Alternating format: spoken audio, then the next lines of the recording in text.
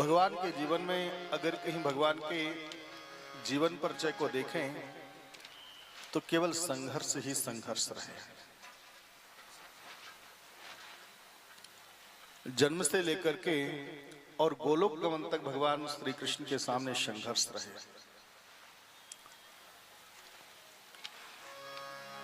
भगवान का जन्म हुआ मथुरा में, जेल में। गोकुल गांव में गए तो 5 दिन की उम्र नहीं हो पाई, खास मौसी जी जहर पिलाने आ गई। यहां तक कि गोकुल गांव को छोड़ना पड़ा, वन में चले गए। उस वन का नाम पड़ा वृंदावन। वृंदावन में सुखी रहे हूं भगवान, सो भी बात नहीं। यहां पर भी अघासुर, बकासुर, कागासुर, तृणावर्त बड़े बड़े दैत्यों का अत्याचार हो गया। मामा इतना पीछे पड़ा, इतना पीछे पड़ा, भगवान को खास मामा कंस का ही वध करना पड़ा। भगवान 5 वर्ष की उम्र तक गोकुल गांव में रहे। वृंदावन आ गए तो 11 वर्ष 5 माह 6 दिन तक श्रीधाम वृंदावन में रहे। वृंदावन में भगवान रहे 11 वर्ष 5 माह 6 दिन तक। फिर मथुरा में आ गए। मथुरा में आकर के भगवान 25 वर्ष की उम्र तक रहे और इसके बाद में भगवान पहुंच गए द्वारिकापुरी में। द्वारिकापुरी में भी भगवान जब रहे ना तो वहां 100 वर्ष तक रहे मेरे कृष्ण। भगवान जब 100 वर्षों तक रहे तो मथुरा वृंदावन में संघर्ष तो करते रहे, लेकिन भगवान कहते हैं मैं संघर्ष करता रहा, मेरा दर्शन करो, मुझे देखो।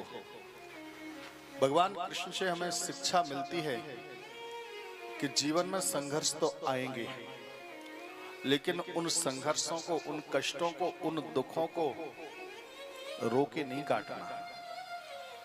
उनको हंस हंस करके काटो, मुस्कुरा करके काटते रहो, क्योंकि काटना तो पड़ेगा। जो कछु विधिना लिख दियो, छठी रात के अंक, राई घटे ना तिल बढ़े, रहो रे जीव निसंग। तुलसी जस भव तप्यता, तैसी मिले सहाय, आप नो आबय ताय पाय, ताय तहां ले जाए। विधाता का जो नियम है, जो भगवान ने लिख दिया है, उसे कोई मैट नहीं सकता, वो भोगना पड़ेगा। लेकिन हाँ, हाथ की जो रेखाएं हैं ना, ये बदल जाती हैं कभी कभी। कुंडली के जो ग्रह होते हैं ना, वो कभी नहीं बदलते, वो जिंदगी भर रहेंगे। जो ग्रह जहां बैठ गया है वो वहीं रहेगा। आपके लग्न भाव में, जन्म स्थान में अगर कोई मंगल बैठा है तो बैठा ही रहेगा। वो कुंडली मंगली है तो मंगली रहेगी। पहले घर में, चौथे घर में, 7वें घर में, 8वें घर में, 12वें घर में अगर कहीं मंगल है तो कुंडली मंगली है और वो जिंदगी भर रहेगी, उससे कोई टाल नहीं सकता। अगर कहीं जन्म स्थान में सूर्य है तो स्वभाव क्रोधी रहेगा, ये बिल्कुल पक्की बात है, उससे कोई मैट नहीं सकता। अगर कहीं पंचम भाव में, 7वें स्थान में राहु, केतु और शनि हैं तो संतान तो होगी लेकिन अस्वस्थ रहेगी, उसे कोई मैट नहीं सकता।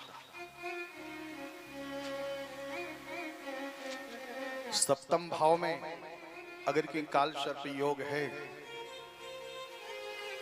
शनि है, राहु है, केतु है और कुंडली मंगली है,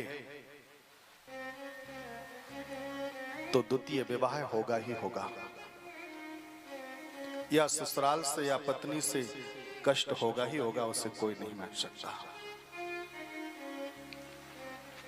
बहुत सारी चीजें ऐसी हैं जो कुंडली में एक बार जहां हैं उन्हें कोई मैट नहीं सकता।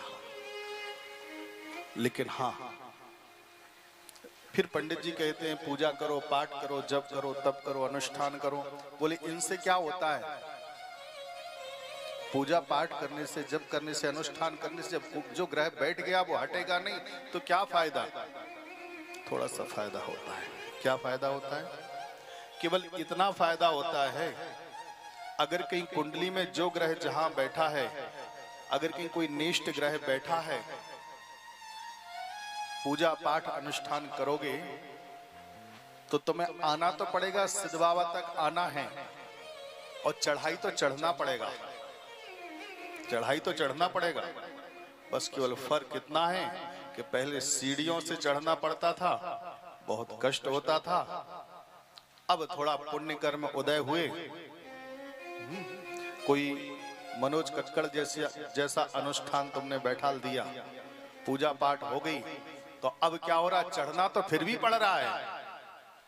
सिद्ध बाबा नीचे नहीं गए, सिद्ध बाबा तो वही हैं, चढ़ के तो आज भी आए हो, पहले भी आते थे, पर तुम्हारे पुण्य कर्म का प्रताप है ऐसा कि अब 4 व्हीलर से चढ़ के आ गए, अब कष्ट नहीं हुआ। तो ग्रह तो वो रहेंगे, ग्रह अपना प्रभाव डालेंगे, बस पूजा पाठ से केवल इतना ही लाभ होता है कि हमारी जो किस्मत में है उसे कोई मेट नहीं सकता है, पर भगवान हमको इतनी शक्ति दे देता है, इतना पावर दे देता है कि वो कष्ट सहने में हमें कोई दर्द नहीं होता, उसको सहने में, उसको करने में हमें कोई दिक्कत परेशानी नहीं होती। तो मैं निवेदन यही करना चाहता था कि कुंडली में जो ग्रह हैं वो तो रहेंगे ही रहेंगे, लेकिन हाँ, हाथ की रेखाएं जो है ना, ये हाथ की रेखाएं बनती और बिगड़ती हैं। ये रेखाएं बनती रहेंगी, कभी देखना ये हाथ की रेखाएं कभी एक जैसी नहीं रहती हैं, कभी सीधी हो जाएंगी, कभी टेढ़ी हो जाएंगी, कभी जुड़ जाएंगी, कभी कट जाएंगी, कभी बन जाएंगी, कभी मिट जाएंगी। ये रेखाएं बनती बिगड़ती रहती हैं। क्यों बनती बिगड़ती रहती हैं? ये रेखाएं इसलिए बनती हैं कि तुम इन रेखाओं, इन हाथों से तुम जैसा कर्म करोगे, ये रेखाएं वैसे ही बन जाया करती हैं। जैसा तुम काम करोगे, अगर कहीं पुण्य कर्म करोगे, दान करोगे, पुण्य करोगे, जप करोगे, तप करोगे, अनुष्ठान करोगे, कथा सुनोगे, पूजा करोगे, पाठ करोगे, यज्ञ करोगे, हवन करोगे, तो ये हाथ की रेखाएं कुछ अच्छी अच्छी बन जाती हैं और बुरी बुरी बिगड़ जाती हैं। शुभ कर्म करने से, दान पुण्य करने से यही फल होता है। इसलिए बाबा ने भी कहा है, भले ही लिखा है जो कुछ विधना लिख दियो, छठी रात के अंक, राई घटे ना तिल बढ़े, रहो रे जीव निशंक, लेकिन इसके बाद में भी कर्म प्रधान बाबा ने लिखा है, कर्म करना पड़ेगा। अगर कहीं आप सोच बैठो कि अब हमारे जो किस्मत में लिखा है वो मिलेगा और नहीं होगा तो नहीं मिलेगा, तो फिर हम कोई कर्म ही नहीं करें। नहीं, कर्म भी करना पड़ेगा। कर्म प्रधान किशोर